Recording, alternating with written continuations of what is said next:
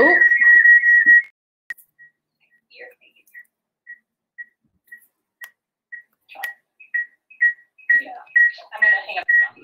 Hi, Logan. How are you?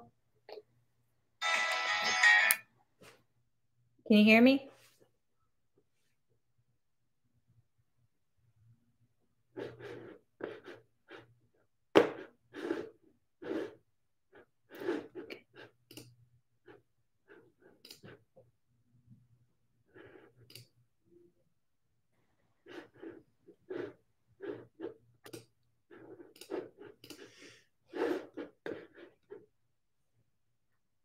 Hey, Logan. My name is Danielle. I'm with Juno. Hi, Catherine. How are you? Can you guys hear me all right? Okay. Logan, I can see your video, so that looks good. Can we test your mic? Absolutely. How am I coming through? Perfect. Great. Catherine, how are you doing? I'll text her and make sure she can hear us. Okay.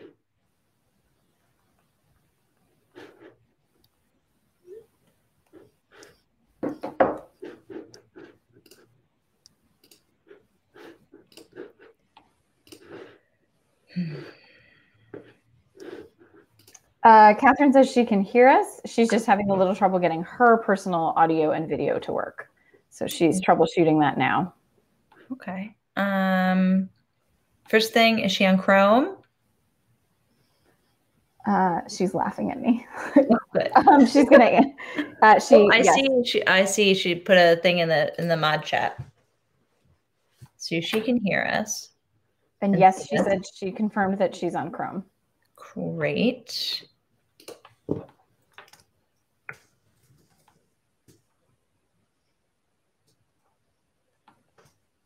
Oh, we lost her. Oh, she came back.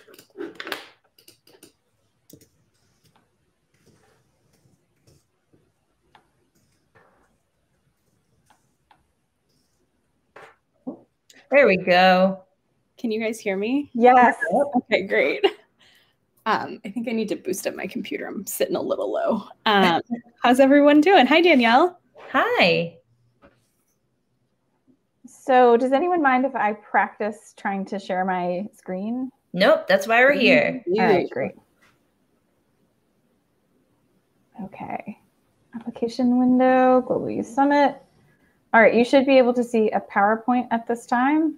Beautiful. Yeah. Before you put it in presenter mode, do something for me. Head to the slideshow tab. Okay. Hit set up slideshow.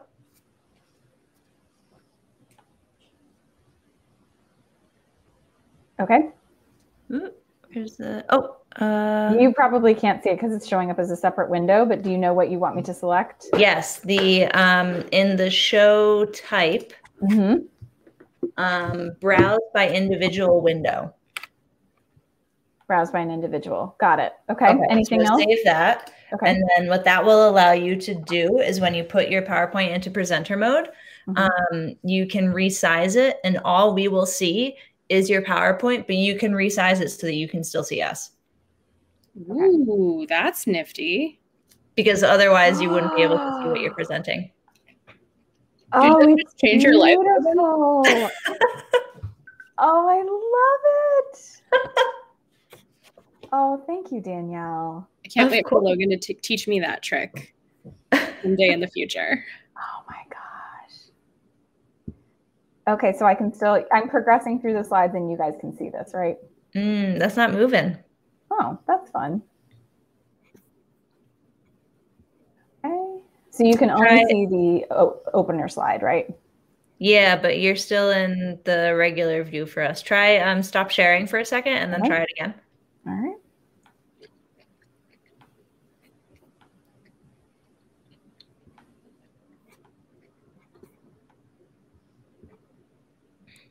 Oh, look at that. Presenter mode. Now they're moving. Catherine, you got it too? You can see? Great. Okay. It's so I'll keep it parked there. And Logan, I think you can turn the captions off because I think they're doing closed captioning on their side. Awesome. Okay. I'll go ahead and shut that down. That's cool though. What do you use for that? It's in PowerPoint. It has a great closed captioning option. Oh my goodness, that was incredible. Catherine, remind me where it is. Because I just made it permanent. You're gonna go to Tool? No. Slideshow, and then at the bottom, subtitle settings. Okay, thank you. Yeah.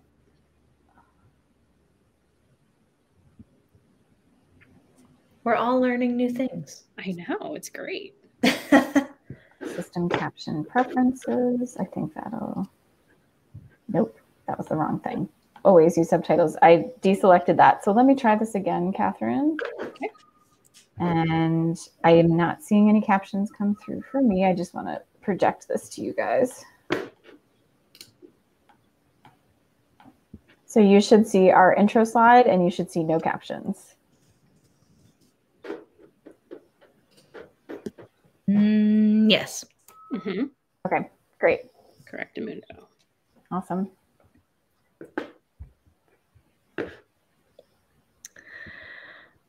So I think we're just going to be waiting for whoever is facilitating this session and whoever we've got on the YouTube side as well. Awesome. Um, I'm just going to keep eating my orange. Sorry, guys. It's okay. Catherine, I'm just going to log into our Padlets since I did not realize I could do dual screen. No. As a backup option, just in case anything goes wrong. Yeah. And I was going to say one more thing. Can't remember. It's okay.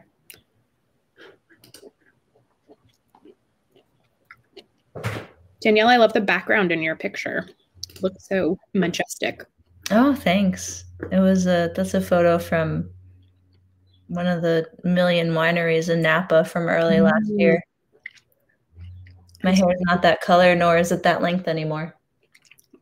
You know, I think we all have something different going on than we did this time.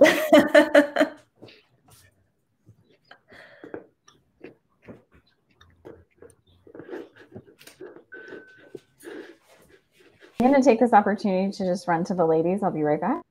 Yep. I'm going to mute real quick, Catherine, as well. I'm going to check on the other rooms coming in for the next session as well. Of course. We will be here. I did actually know. I'll wait till Logan gets back. But you already figured it out, the mod chat. So never mind. Yep. Got the mod chat. And then the regular chat goes to everyone and everyone can participate in it, correct? Correct. Yes. Oh, great. And I don't think we have any Q&A or polls. So should be good there.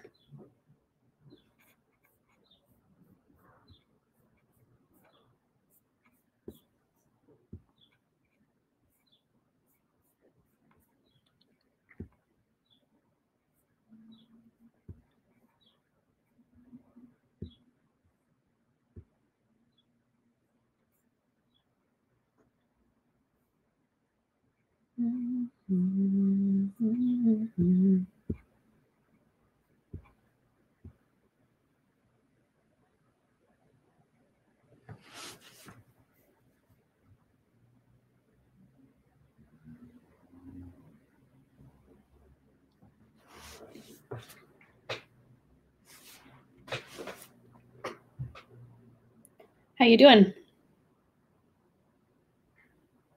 You're the only one here. Danielle ran to a different room to check on them. So okay. Just you and me. Good. Yeah. I'm glad that it's really easy to project. And we're logged into the system. Yay. And it just appeared and then we could do it. And hi, Ashley. Hi. How are you both? Doing good. Thank you for all your troubleshooting help. I'm trying not to be that totally incompetent presenter. No.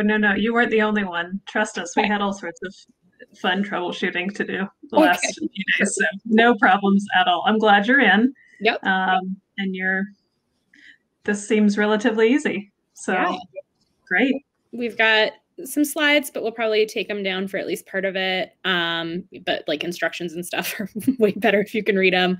And then we are using an external platform called Padlet to do some like group conversation and polling and stuff. So cool. Great. Yeah. Sounds good. So you will have they might be here, they might not be here just yet. So you'll have a moderator for your session in here. They'll be reading the chat and, you know, helping with anything that might need troubleshooting. Hopefully it won't, but they'll be available. And then you'll have someone else that will be supporting the YouTube live stream. So they'll funnel the questions, if any come in, from YouTube into here so that you can see those and answer those accordingly. But yeah, they're your in-session support. And if y'all need anything other than that, just type it in the moderator chat side over there, and we will do our best to get to it quickly. So, yeah, thank you for being here. Thanks for all the technical stuff. I know some of it was frustrating. So, certainly with the name change, I think we got it figured out all over the place. Yeah, I think it's figured out most places. Yeah. So, it should be fine. I just, you know. We're particular about the brand when it comes to Smithsonian. So like, if I don't keep asking, I'm not doing my job. And I'm sorry that you're the one I keep asking. No, I'm wearing one brand that I worked for. So, you know, like, I understand the brand. Yes, I get it. The logo has to go in the right place and the name has to be spelled correctly and we have to use the right font. So I understand. Yeah, I figured you probably did, but I still feel like a jerk. No, I promise. I completely get it. So no worries. All right, y'all. It seems like all is well. So Joseph and Danielle are your Juno support team. If something goes awry, they can help you there, but fantastic. Yeah. Hi team, it's Joseph here. It's going well. Hi, nice to meet you. Look how easy this was. Her PowerPoint, and that, you know, I think that was our last big hurdle. Yep. So. Now you guys are pro. We're excited to have you and watch the show from you guys. You know, it's going to be an exciting one. If any issues arises, just let us know through the mod chat, and we'll be sure to help you out. But other than that, it should be a great show. Sounds good. I hope so. Best of luck, guys. Okay. Thanks. And Catherine, if at any point you want me to pause projecting the slides, just let me know, and I'll pause them if you want to have more of an open. Yeah. Yeah, we'll see kind of how it goes. We'll feel the vibe. Yep. And I think there's some good, like, kind of, you know, topics of conversation on the slides. So it might be that it's easier for people to refer to them if we leave them up, at least for part of it. But it's not just about the slides. Nope. That's right. In Juno, you might want to remind participants that they will need to enlarge their own slides. So while you're presenting, it'll come up with a separate little square. And down at the bottom of their view panel is an enlarge button. It's got 2 arrows going out that they can enlarge on their screen. Okay. And Catherine, do you have the housekeeping? I do. Okay. Thank you. The link, but I've got it. Great. All right, y'all. Have a good session. We'll be watching from the back end if you need anything. But thank you so much for being here. You bet. Catherine, how's your audio? My audio, you sound great. Okay. Do I sound okay? Yeah, you sound great. Okay. Okay. Okay, I've got my facilitator housekeeping notes. I really, really need this baby to not kick me in the bladder right now, which is what she's doing almost exclusively. Sorry. Oh, wow. Terrible timing. Calm it down, little friend. I bet she gets excited when, like, your heart rate goes up because you're doing something exciting and or important. I swear, she's like, so what are we doing? What are we doing?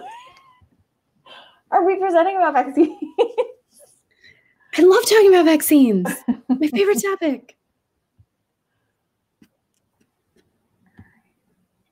I have like 47 windows open that I just am going to close like as we go along, but it's very confusing at the moment. Okay. There's you.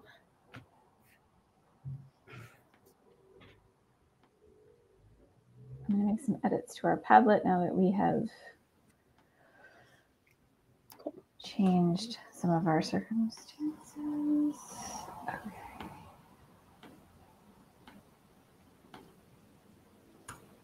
There's not like a participants list, is there anywhere? That we should be able to see? Yeah. I'm not getting it. Okay. It doesn't really matter, but I just like I get like a little nervous being like, I don't know who's here. You know what we could do? I wonder if there's a way to see it from like log in as an attendee, but we are attendees. I do not want to try and do that right now. Okay. I don't want to break the matrix.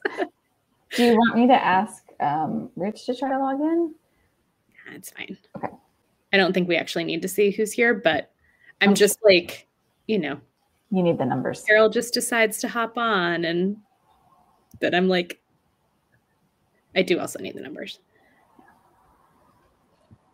Okay, just for giggles, I'm going to make sure that I can progress through the entire slideshow.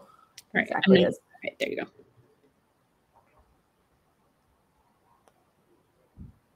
So I'm seeing like a weird strip that says PowerPoint slideshow at the top. Like at the very top? Like and right does it have the name of the file?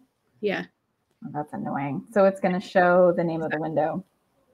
I mean, I don't know that it's a huge deal. Is there any way to like make it a little bigger? Because it's also not like filling out that screen. So better? It's very big now. Yeah. Okay. So then the upside. Does that cover your notes? 100%. Well, is there like an in between? Can you make it like a little bit smaller? I don't need to use notes. I'm just saying it completely negates the joy of being able to see our faces and the chat. Oh. So you should make it smaller. You know, it's okay. How about like, can we compromise to like that? That looks, yeah. Any of those options are great. Okay. So, and when I toggle, I've just toggled back to the screen where I can see us. Is that impacting your ability to see the slideshow? It is not. And it turned the whole like top bar gray. So it's not distracting. Okay. I think it's fine.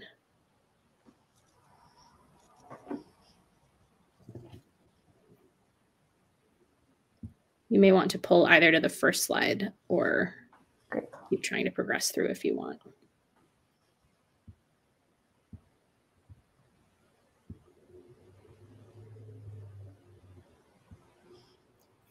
I'm probably just going to encourage people to choose to expand the slides when they want to see the details, because some people are really visual or need the written words. But if they don't need it, then they can just leave it the way it is. Okay.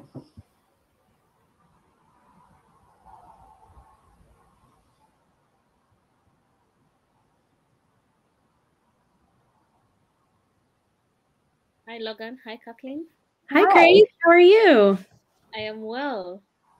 I am sorry for coming in a bit late. I was supporting another session. No, you're just fine. Yeah. Okay. I can see already discussing about how you'll be doing the presentation. Yep. Do you have a specific way how you want to answer some of the question and answers? So we are going to do some of the question and answer in the chat box, and then we're also using another platform called Padlet so that people can kind of share and interact with each other in there. Okay. And so we'll put links for that in the chat box. So we don't have any Q&As or polls. Okay. All right. So I'll just be at the back. Maybe I'll just use the moderator tab to just maybe type up anything that may come. Absolutely. Okay, thank you. Thank you.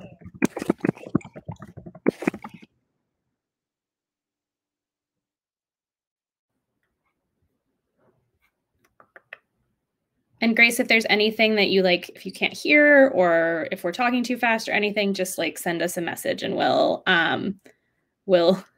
figure it out. Sure.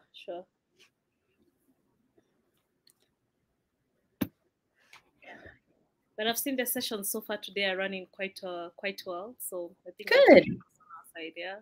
That's wonderful. I'm glad to hear that. We are off to a very good start. Yeah. Hope so.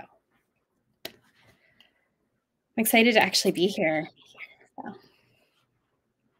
Yeah, and actually the platform is easier than I even thought it would be, because it seems everyone is just sinking into the system as it is. Yeah, I was a little nervous, like trying to get like logged on and everything and like do all the kind of like pre stuff correctly. But then as soon as we like opened the page, it was like, oh, here it is. Mm-hmm. So. Yeah, it's a nice platform. Either way, it's my first time to use it too. So yeah, I just feel that we are off to a good start, that we have more platforms other than what we're used to. I'm used to Zoom too much, and also the Teams one. Yep. Microsoft Teams. Yep. Grace, do you work for the Big Six? Yes, I do work for the Big Six. I work for WASOM. Okay. I work in the Africa Support Office. Fantastic. And you? So we're both from the Smithsonian. We're based in Washington, D.C. And so we do a lot of work. We're one of the groups at the Smithsonian that specifically works on education and formal education around the world. So that's how we kind of got pulled into this, which has been really exciting. Yeah. Seems there's a whole big team. I like how all the teams are coming all together. It's really cool. Yeah. We were so used to working separately, or maybe a team or another can team up. But this time around, all of us are in one big place, which is a good thing. I know. It's really cool to see all these different groups come together. Hi, Barbara. I'm excited to see if we get questions from YouTube.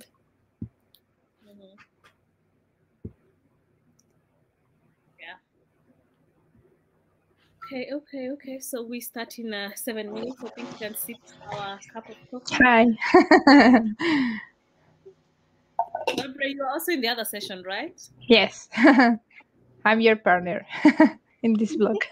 The other one went on quite well. Though for a few minutes I was kicked out, but I got back. Yes. In YouTube, some people ask, for example, please, can you tell me what the man said, because I can listen it. And I was like, I can repeat all the session. And they're being subtitled, right? Like, so. Yes. So yes. If we turn on the closed captioning. Sometimes when you send a link or something like that, I said, okay, you can search this. Yeah. So we have a few links that we're using that go to like our website and stuff like that, just so that people know where it is. But then also we're using a platform called Padlet. So we'll put some links in the chat for that. And so I guess, Barbara, you would just sort of copy and paste those into YouTube, or yes. Okay. Yes. Sometimes the links doesn't works on YouTube, but I can try to put. Okay. We also have a QR code, so if people can't get it through YouTube, they can always, use the QR code to get there. Yes. If anyone has a question, I will put in the chat, and then you can read it. That's awesome. Okay. But I've also liked something you've just said, Kathleen. If any of the participants want to view the presentation way better, you can advise them to enlarge their screen. I noticed that in our previous session, many were asking whether the presentation can be enlarged, yet they are Yep. And we're not like relying super heavily on the slides, but like we have some directions and stuff, which sometimes are just easier for people to read. So we figured we'd put them on a slide. Seems you're ready. I wish you guys all the best, and it's going to be a great session. Thank you. I'm excited. It's nice to meet you guys.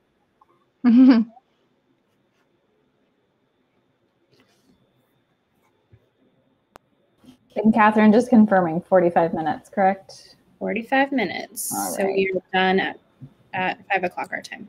All right, I'm going to start my timer.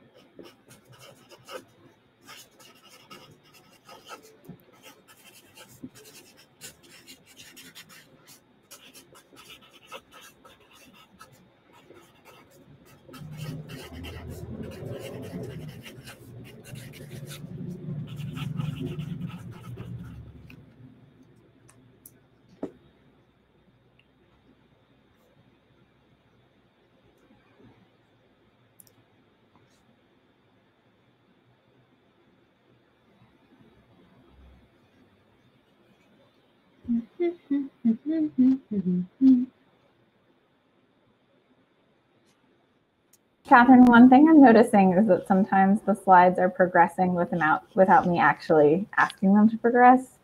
So if you see me sort of quickly come back, it's because the PowerPoint is got a mind of its own right now. Yeah, I think that's totally fine. Has that ever happened to you? Yeah, it's like a fun side effect. What is this? What is happening here? Yeah, sorry, I'll take us back to the beginning. Okay. People jump in. In YouTube, the PPT, the presentation will be smaller than you can put in all the screen, and people from is working on that, but just to know it. Okay. People will see the same picture that we have now. Okay. So we'll we'll definitely read out everything. It's pretty much like just kind of instructions for the most part, so that way people have another option other than just listening to them. So hopefully it'll go pretty smoothly, and everyone will be able to engage. So okay, perfect. Yep.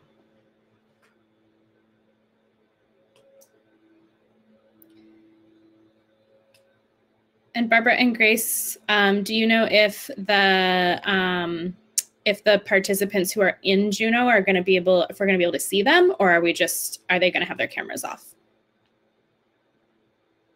No, we're not able to see them.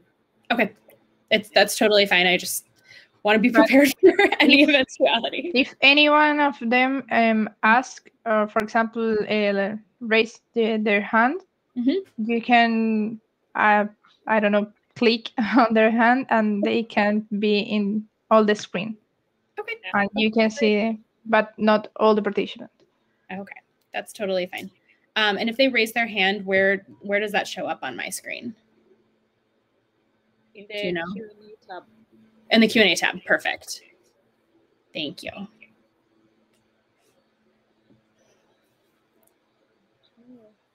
Did you already ask about if we can see how many folks have entered the session?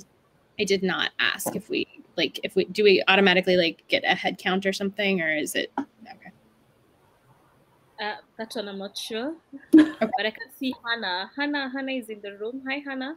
Hi, Hannah. Okay. Yeah, she should be able to speak to us maybe in a few seconds. We've got 1 minute before we start, so it's not really a big deal either way. Just. Or Danielle can tell us whether you can be able to see the number of people who have joined in. Maybe she's going to write in our moderation tab. Okay.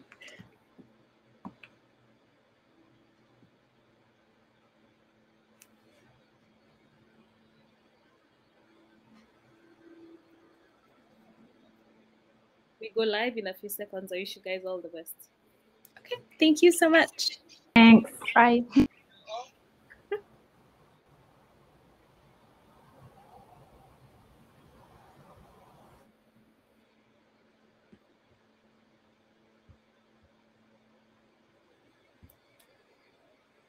Seven seconds, Logan. Yay! On YouTube. All right. Looks like we have some folks rolling in. That's fantastic. Give it another few seconds for people to join before we get started. Thank you all so much for being here with us today. We're really excited to be a part of this, this program and the Global Youth Summit and the Global Youth Mobilization.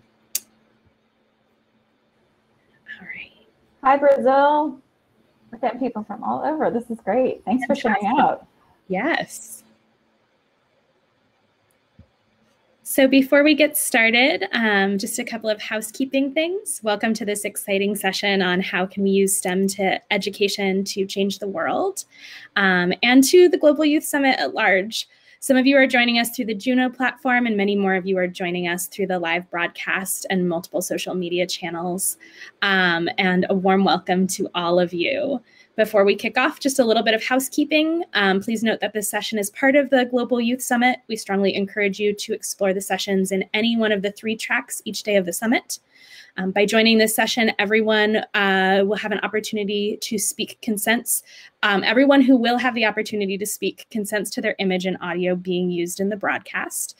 And by participating in the Global Youth Summit, you have agreed to behave professionally, respectfully, be culturally sensitive towards others, to promote the principles of respect, diversity, and inclusion, as well as to actively prevent and not engage in abusive behavior of any kind that leads to any harm, prejudice, discrimination, or harassment against any person. If you don't adhere to these principles or the summit's code of conduct, you'll be removed from the session and potentially banned from the entire event, and the organization that nominated you will be notified of your actions. We have a safeguarding team moderating our interactions on the Juno platform, the live broadcast chat function, and all of our social media channels. And should you at any point feel unsafe or witness concerning behavior, please reach out by sending an email to safe@globalyouthmobilization.org. You may also get in touch with our support team at the virtual help desk. All information emailed to the email address will be kept private and confidential. All right. With that out of the way, I'm so glad that you all are joining us today. A quick note before we get started, if you'd like to be able to see our slides a little bit bigger, you can click on the expand box if you're in the Juno platform, which will make them larger. And some quick introductions from us. So my name is Catherine Blanchard, and I'm joined by my colleague, Logan Schmidt. Hi, Logan. And we are from the Smithsonian Science Education Centre. So some of you may have heard of the Smithsonian based in Washington, D.C., the world's largest museum education and research complex. And we're a part of a small group called the Science Education Centre that focuses primarily on STEM and science education and how we bring it to young people around the world. So what we're going to do today is we're going to start by thinking about our identity and how that has really changed over the past year and during COVID-19, kind of digging into some of our own personal experiences.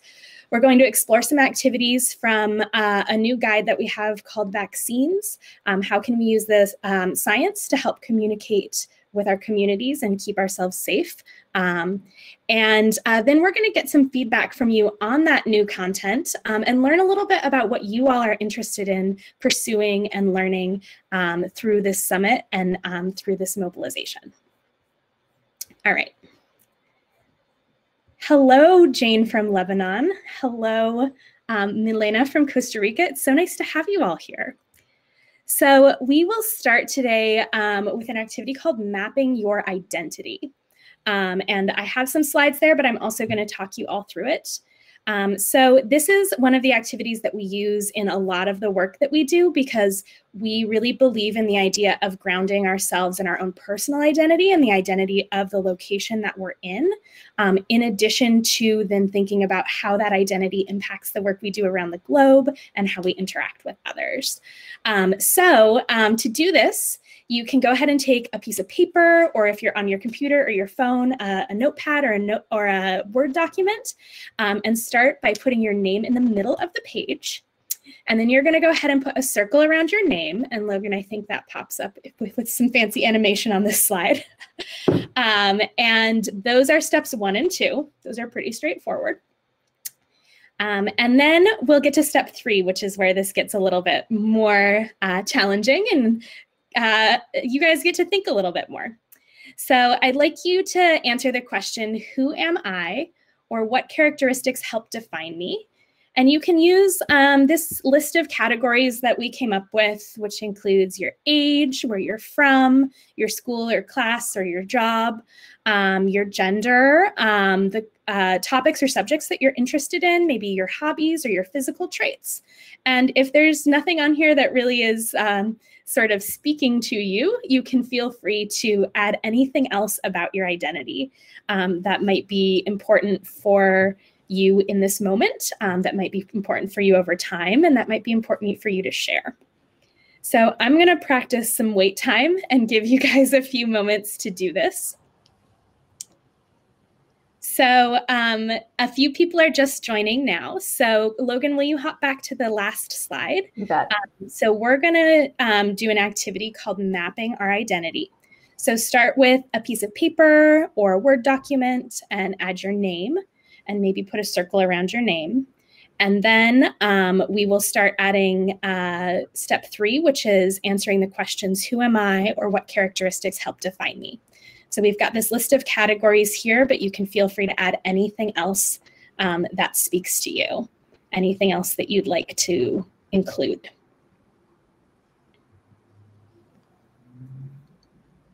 Great wait time, Catherine. That's always the hardest part for me. No, and I think it's especially hard on like a virtual platform where you're not sure like how people are doing. So we'll wait just another moment or two to let you add some more things to your list.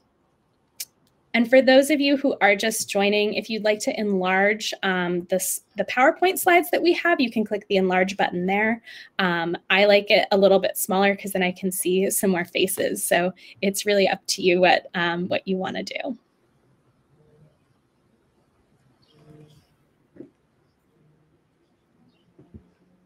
So while you all are finishing up adding to your slides, or not your maps, Logan and I are going to share some of our the pieces of our identity with you. So I'm going to invite Logan to go first.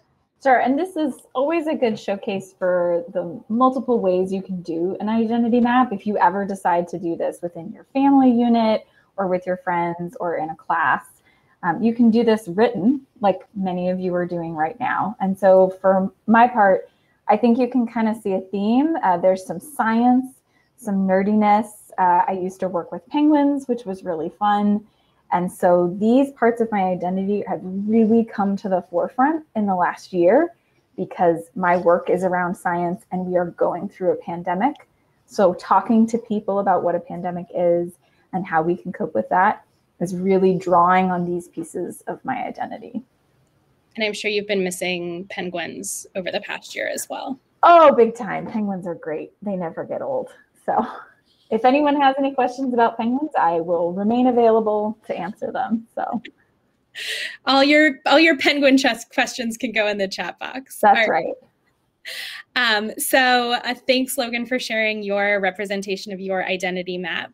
Here is my representation of my identity map. So I assembled my identity map with physical objects from around my house. I had a little bit more time than Logan and all of you did to do that. And so I've put some of the favorite things here that kind of represent me and who I am. You can see that I had to kind of Photoshop that picture of my dog over the top because she will not sit still long enough to be in a picture. And you'll also see, I've got my passport down there on the bottom left. So one of the most important things about my identity is the opportunity to travel and to exchange intercultural ideas and perspectives with people from around the world. And that has been something that's been a lot harder to do in person over the past year, but there have also been so many exciting opportunities to do it virtually that I had not even known were possible until now. So I have really loved kind of being able to interact with folks I didn't get to interact with before, but also have really longed for the opportunity to see other people in person. All right.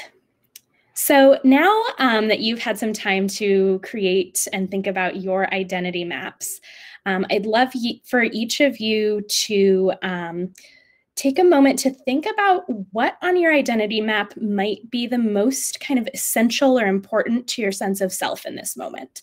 And you can choose anything on your identity map except for your name. And then you can go ahead and circle it on your piece of paper or highlight it on your Word document. And feel free to share that in the chat box. And if you'd like to raise your hand and share it out loud, we can definitely accommodate that as well.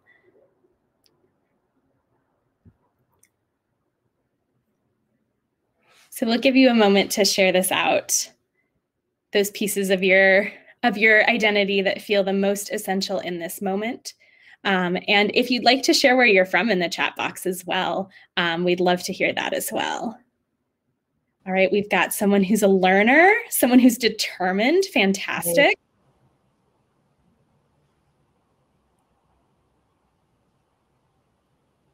a human rights defender, passionate volunteer, a wannabe musician. Oh no, you're a musician.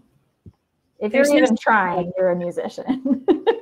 Right, and we've got folks from India. Ooh, somebody's a mother, fantastic. Rio de Janeiro, thank you for sharing. Somebody's put struggle as an important part of their identity. I think that's fantastic. It's important to build your awareness around all of those things.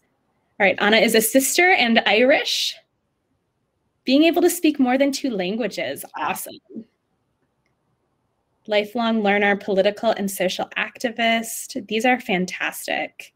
Wow. Thank you all so much for sharing. And you all are from around the globe. This is just warming my heart to learn so much about where you all are from and who you all are, and the things that make you who you are. So we've got a couple more questions that we'd love to kind of get your feedback on in thinking about your identity. Ooh. Sorry, that's okay. That's okay. So the first is, does your identity change over time? And what are maybe some examples of how your particular identity has changed?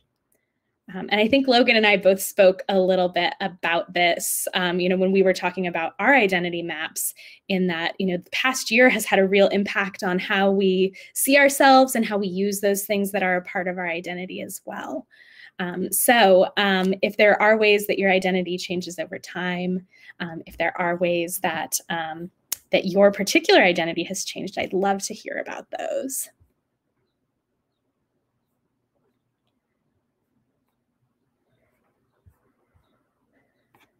So while you all are kind of typing and thinking about this, I would love to call out, I believe your name is Volha, who used mother as the thing in her identity map that she wanted to share.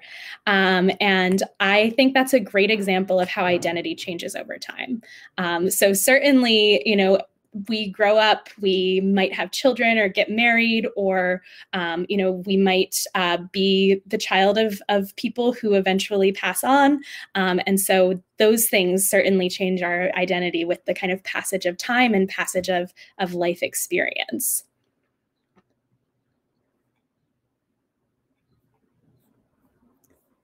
Looking to see if we've got any more thoughts on this. Oh, Anna has an excellent thought in here. Scouting has taught me to be more confident and a leader. Great. So those are fantastic. This is absolutely a fantastic example, Anna, of how, or Anna, I'm sorry if I'm mispronouncing your name, of how your life experiences have changed your identity. All right. Laura says, yes, especially in the pandemic, I believe some traits I would never associate with myself have risen to describe my identity. Such words as anxious and even positivity could now describe me. Awesome. Thank you so much for sharing that. And these are some vulnerable things that you all are sharing. So I really appreciate you having the bravery to be vulnerable and to be able to share some of these things with us. Yep, learning, definitely. All right, so Logan, I think we kind of touched on the next question, so let's skip to the one after that. And we're gonna zoom out a little bit and think about now what's happened over the past year, and not only how it's impacted us, but how it's maybe impacted our community. So you actually can probably hear a siren outside my window right now. I've spent a lot of time over the past year listening to sirens, as I'm sure many of you have as well. How has the past year and the time of COVID-19 impacted you in your community? And perhaps how has the identity of your community changed over that period of time?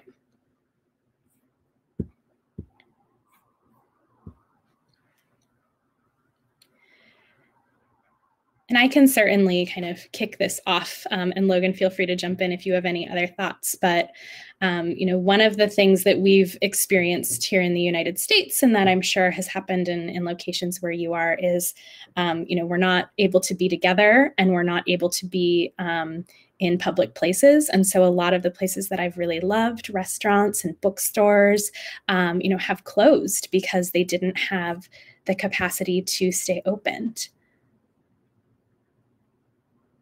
and to, you know, sort of financially support themselves in that time. So that's been a really big part of how the identity of my community has changed over the past year.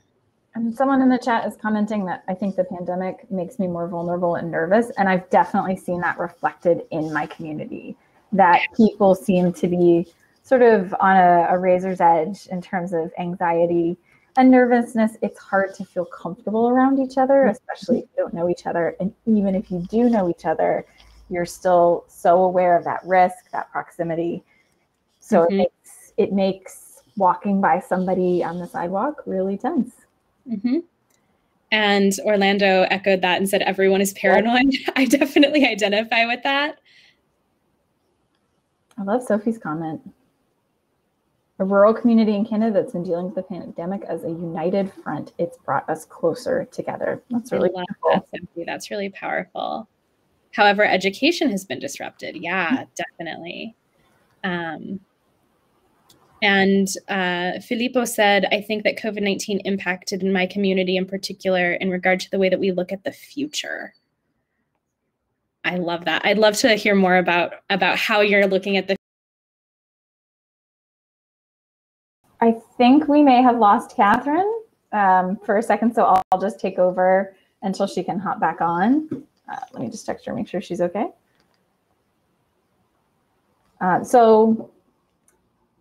She was saying, thinking about the future. I know for my part, I'm definitely thinking about what are the things I want to make sure get done now, since we've seen that this event came on us really fast and it changed the way our world functions really quickly. And so making sure that I get the things done that I want to get done. And Laura adding that it's shown all the community that together we can go through the most difficult moments. That's really beautiful. I'm glad you're having that experience, that your community is coming together.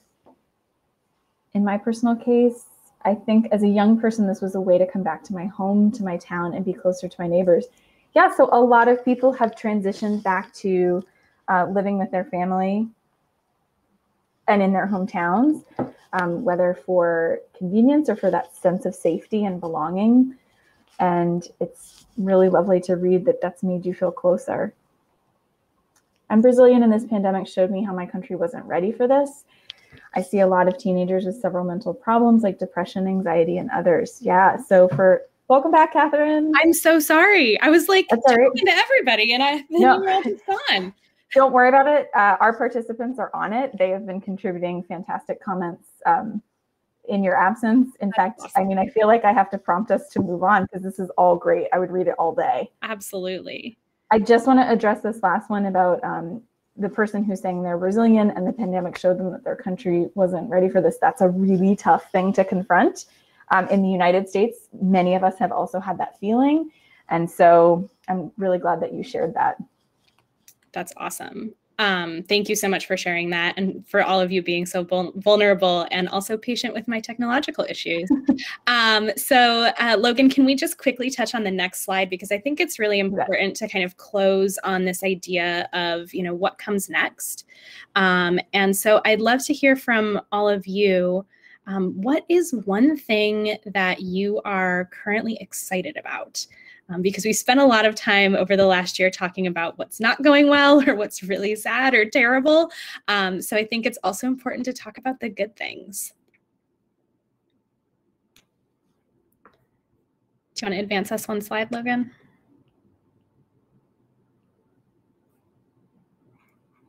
I could also be seeing the wrong thing because... yeah, you should be able to see what is the one thing you are currently excited about. Oh my gosh, Emily's excited about season 3 in their drag race. Awesome. Yes. That's awesome. Sashi is excited about volunteering. Summer holidays, yeah, and finishing finals. These are fantastic. I'm so glad that you all have things that you're excited about. Vaccinations for all. Yep.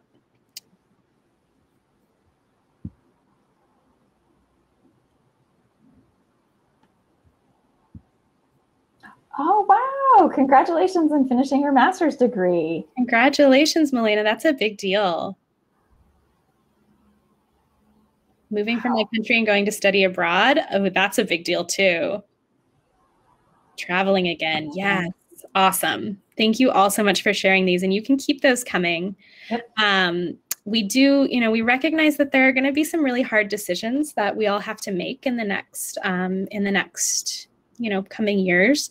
And so part of that, is certainly going to be around vaccinations and how we address the needs of communities to become vaccinated. And so I think next, Logan is going to take us through a little bit of an activity focused on vaccines and how we equitably distribute vaccines to folks. Catherine, that was a great activity. It always makes me really excited to see our participants chime in and share so much about themselves and be vulnerable. And I'd like to extend on that vulnerability a little bit longer. We're about to do an exercise where we talk about how vaccines are distributed and how what goes into making those decisions. And so I always like to put out a little emotional safety tip. We're going to be talking about some profiles of people that may match folks that sound similar to the people who are in your lives and who matter to you. And so if at any point you feel like you don't want to engage in this discussion, you're uncomfortable, or this is a little bit too vulnerable, feel free to just pause. You can mute us. You can wait until the end to jump back in. You can raise a flag, raise a hand. But we feel like it's important to have this discussion, but I want to acknowledge I'm coming from a place of privilege and leading this discussion. And so if at any point you want to chime in, just feel free to. And Catherine, that goes for you too, if you have anything you want to add. I also want to apologize. My PowerPoint has a mind of its own. It's advancing one slide past where I want it to every time. So you should be able to see a slide that says vaccines and access right now. Catherine, are you tracking that so far? I'm not seeing that slide, but I had to leave and come back, so I'm not sure if I'm seeing anything correctly. All right. Well, we'll ask the, I think the mods have confirmed that. Barbara and Grace. Yep. Vaccines and access. They see it. Awesome. Okay. So we can kick off. So forgive me for reading some of this out loud, but we want to be cognizant of our participants who are watching this on YouTube where the text may be very small. So we know that vaccines are a really effective way to protect people against COVID-19. And we know that right now we don't necessarily have enough vaccines for everyone. So in our case, in the United States, communities are making decisions about who should get the vaccine first. We very recently opened up eligibility to, in many states, everybody above the age of 16. But even though that eligibility has been blown wide open, it doesn't mean that we have enough vaccines to actually make that happen. So we're still making decisions. So the next activity that we're going to do is sort of a case study based on our experience here in the US. And we'd love for you to go through this thought experiment with us, but also think about how this could apply in your own location. And just think about, who do you think should be vaccinated first and what plays into that decision? And I'll remind you to think back to the activity that we just did with Catherine around identity. So what pieces of your identity are helping you make that decision? Just keep that in the back of your head. Okay, so we'd like you to read through these profiles of 5 different people and put them in order that you think they should be vaccinated. So from first to last. We've got a 40-year-old Latina teacher who needs to be vaccinated before in-person school restarts, a 29-year-old Asian nurse who works with cancer patients, an 85-year-old white retiree who lives in a care home, or also called a nursing home, a 59-year-old American Indian grocery worker who cares for her elderly parent, and a 34-year-old accountant of African descent working from home with a pre-existing medical condition that puts him at high risk for COVID-19. And we have a Padlet.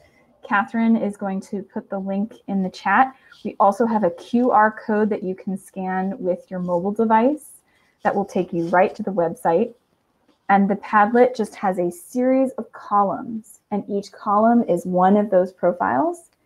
And you can like or heart the number that matches how you would rank that person. So remember, we're ranking them from 1 to 5. who should be vaccinated first and who should be vaccinated last. And all of those profiles are described in the Padlet if you need to reference. All right. Thanks, Catherine, for popping that in. Some people already commenting that was a tough one. Yeah, it's supposed to be really tough. And it looks like we're starting to get a few likes here. Yep. This is an incredibly participatory group. I really want to thank you guys for. Yeah, it's amazing. Chiming in. And if you, as you're going through this, you might change your mind, as you read through these more in depth. So feel free to change your response too. It doesn't have to be static. And I'm going to give everybody a couple more seconds to just consider their choices and add a heart or a like. But I also want to invite you to add comments if you would like. So as you're making your decision, if you want to explain what went into making it, you can add that. The Padlets are anonymous. You do not need to add your name. You can just add your justification or what helped you make that decision in the comment where you hearted or liked. And we'd like you to think about the following questions. So why did you make this choice? And what did you base this decision on? And why do you think others might make different choices? Because if you're in the Padlet right now, you should be able to see that not everybody is making the same selection. So we have hearts all over the place. Although I am seeing some consistency in choice. Catherine, I don't know if you're seeing that too.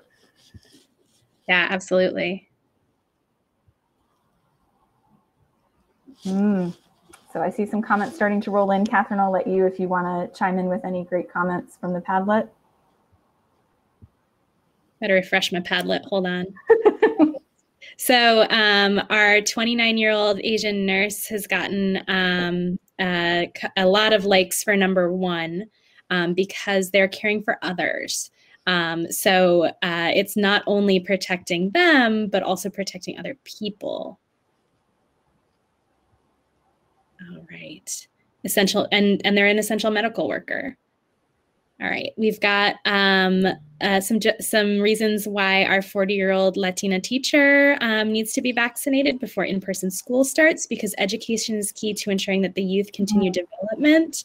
Many students aren't being able to have online school and need to be back in person as quickly as possible. I felt many times this has even affected my own learning. Thank you so much for sharing this. And there's also a comment, Catherine, over with our 34-year-old accountant, ranking him last. If you are working from home, it is easier to avoid COVID infections. I hope everyone is noticing that all of these things can be true, and still they might mean that you don't agree. Yeah. Which is the difficulty of having this kind of conversation and making these kinds of decisions. And someone else noted that our Latinx teacher should be vaccinated third, because it will protect herself and others. And Latinx people are disproportionately affected by COVID in the US, which I think is another really important theme to remember. Yeah. Is that, in some places, some people are disproportionately affected as well. And I just put the link in the Padlet for the Padlet in the chat one more time, because I know some of you are just joining us. And so if you are just joining us, we're having a really tough conversation around how to prioritize vaccination for COVID-19 if you were looking at 5 hypothetical people. And this is a US-based case study, so the profiles that we have here may not reflect what you have in your country or your location. But this is something that Catherine and I are seeing every day where we live in the United States. So please keep these responses coming. We also want to ask you, and this is something you can respond to either in the chat or in the Padlet. We'd love to see your responses to this. Do you think your ideas or your decisions were related to your identity. So for example, if you care about somebody who matches one of these descriptions, does that make it more likely that you'd pick that person to be vaccinated first? And Catherine is probably sick of me sharing this example, but my husband is a nurse who works in an intensive care unit. I was really relieved when he got vaccinated. It made me feel more comfortable that he was going to work and working with COVID positive patients because I felt like he would be protected. So my priority was getting him vaccinated even before I wanted to be vaccinated myself. That's going to skew my opinion because he's a big part of my identity now. And I'd love to hear what is driving other people's decisions as it relates to their identity. So feel free to park that in the chat, or you can put it in the Padlet as well. I'd also like you to think about what's missing. So these are really short profiles. You can't possibly encapsulate somebody's whole life experience in a sentence. So what information are we missing here? What could help you continue to make these kinds of decisions or make you feel more comfortable that you're making a really comprehensive and informed decision? So what information is missing? And feel free to comment on that in the chat or in the Padlet.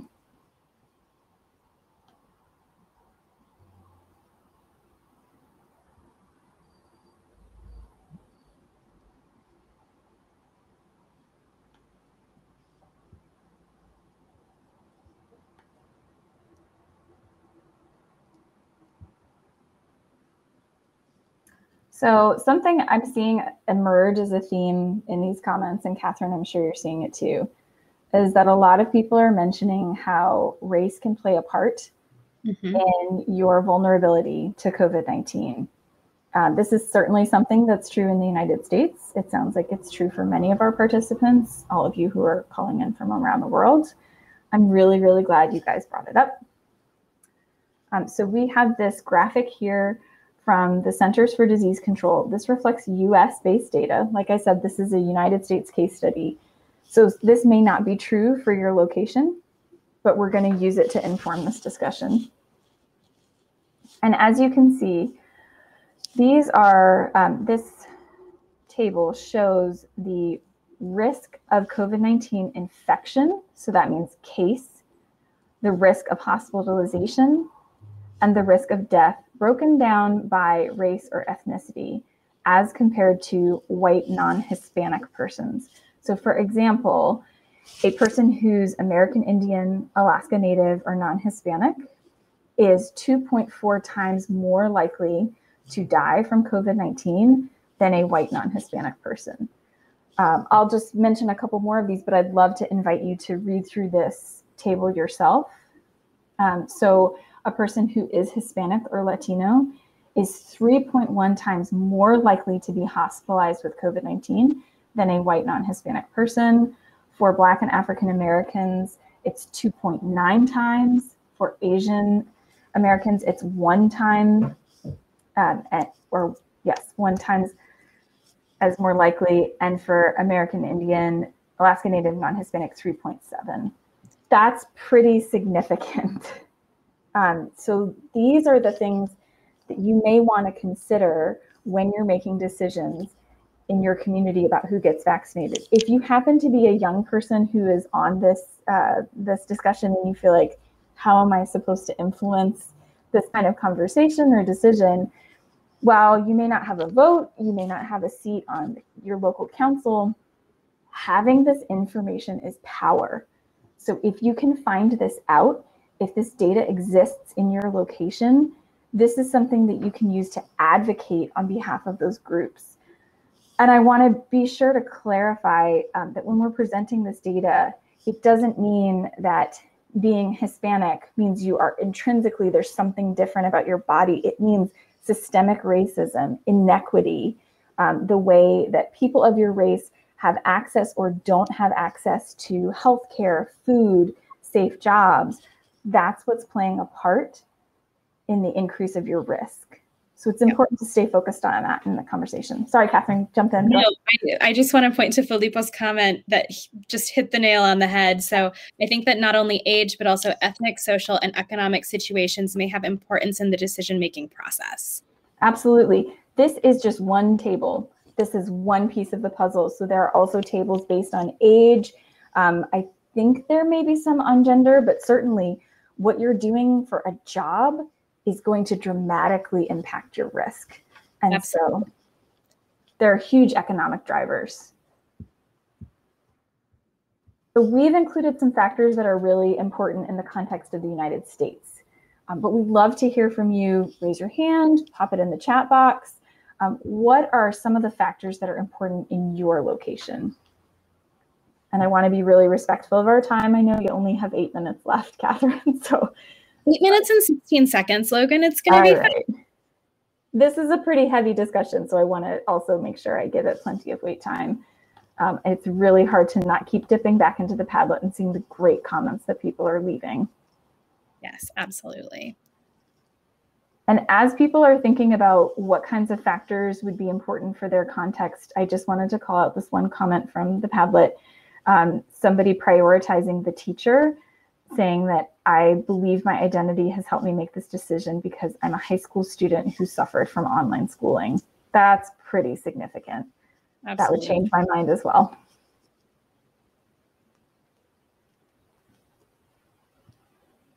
Somebody says for us, it's age and workplace.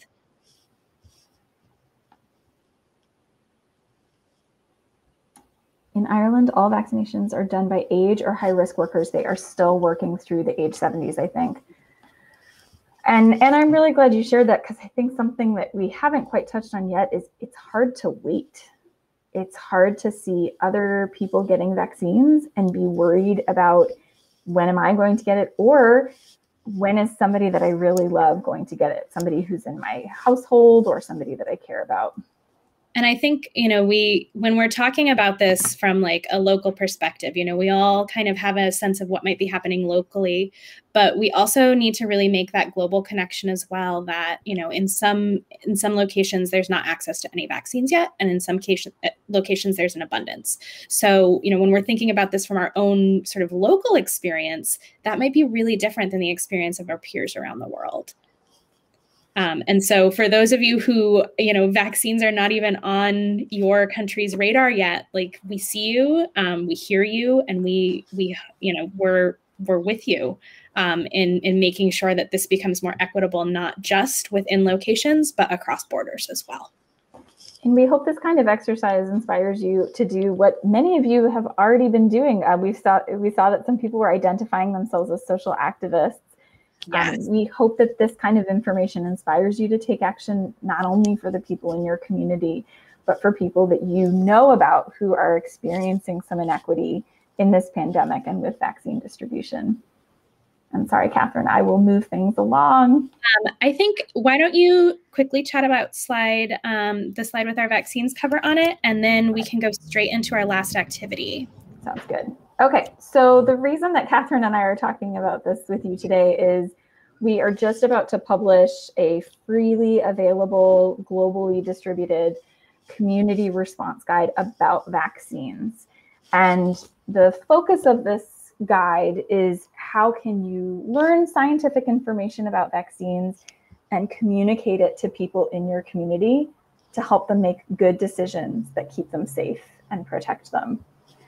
And so this is one of the activities that we do within this guide. So this sort of ordering of these hypothetical profiles and thinking deeply about what informs decisions. And so feel free to give us feedback. Catherine can tell you a little bit more about where this will be available and how you can get access to it.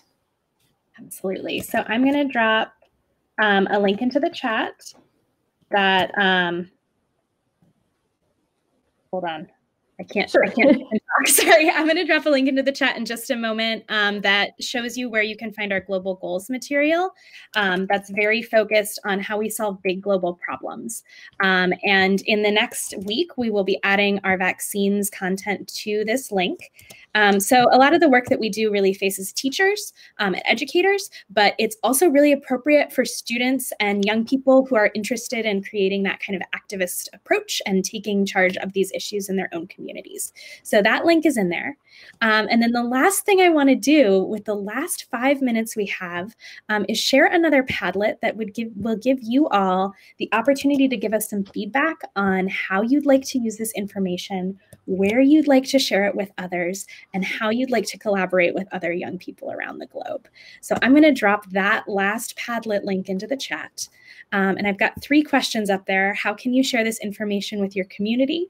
How would you like to collaborate with other young people around the globe to address these issues? And what other global issues are you concerned about or interested in working to solve?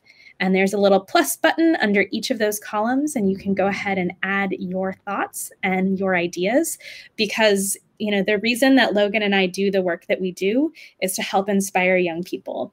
And the more that we get to hear from you, the more that we get to actually create content that's around topics that are important to you all, the better we can do our jobs. And so we absolutely want to hear and know things from you. And just to re-emphasize what Catherine said, this community response guide is free. So you can download it as soon as it's available. It is my responsibility to make sure it's available in a week. So it will definitely be complete. And it's something that you can do by yourself. You could do it remotely with other people. You could work on it in your household. You could do it as a class. So whether you are a student or a young adult, this is appropriate for you. And I know that some of you are still in areas where, including me, are still in areas where the COVID-19 numbers are really high. We also have another community response guide that's focused on how we protect ourselves from COVID-19. So if that's still something that your community isn't quite mastering, you might want to look at that guide as well. All right. And I'm sorry if I mispronounce your name, Ainhoa. Has a question for both of us. What's the best advice you can give to a student starting her journey in the field of STEM? Logan. Logan is our STEM person here. I'm actually, I'm more of like a global studies person. So, but together we make this dream team. So hit it, Logan. That's a big question. I'm really glad you asked. I can only speak to my experience, and I will just say, if you find the part of STEM that brings you joy, so what is it? Is it a specific topic? Is it communicating about STEM? Is it the process of STEM? What specifically about this field brings you joy? Try to pursue opportunities, whether it's volunteering or learning more about that topic or apprenticing with somebody, to make sure that's what's going to feed your soul. It will carry you through your career, because don't ever do something just because you think you should.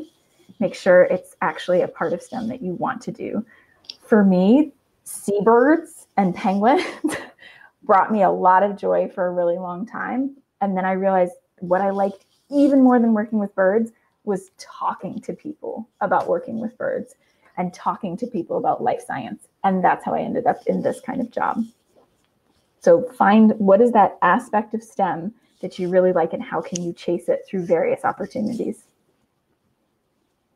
That's awesome. Thank you, Logan. So we've got about 30 seconds left with you all. I dropped that Padlet link back into the chat one more time. I would love to get some feedback from you on what you all are interested in exploring.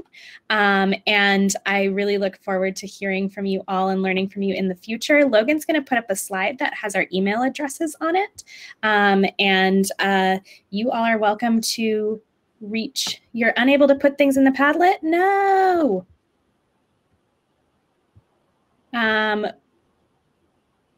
Yeah, let's see.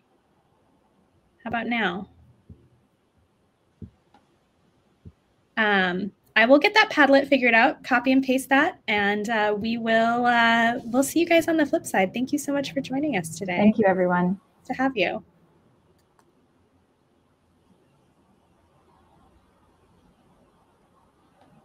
Catherine, I'm so sorry about the Padlet. No, that's okay. I think I dropped those 2 extra questions in there, and I'm wondering if that had some effect on it. Okay. All right. Are we still live? Thank you. Oh, thank you guys. You were the best audience. Loving all these hearts coming in. Thank you all. Hearts right back at you. Orlando. And for those of you still on, I'm going to just drop my email address into the chat box, and Logan can do the same. And you are welcome to reach out to us anytime. We love to talk with young people. We love to interact with you. We have a lot of interns in our office. So if you're ever interested in interning, we can talk about that too.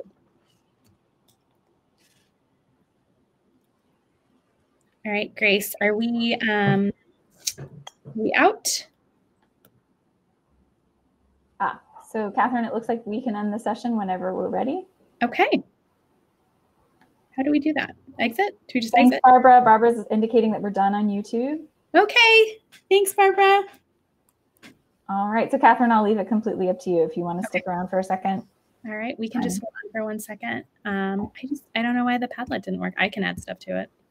I know, I can too. I wonder if it's because we're logged in. I'm sorry about that. No, that's okay. Let's see if I can change the settings. Okay.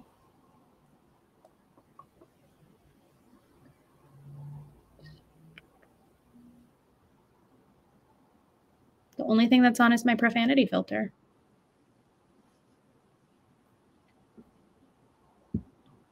No idea.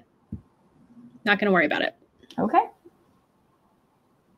All right. Thank you all so much. And please do feel free to reach out to us with any questions or thoughts that you have. It was great spending time with you all this afternoon or evening, wherever you are. Thanks, everybody. Okay. Let's shut her down. All right. I'm going to exit, Catherine.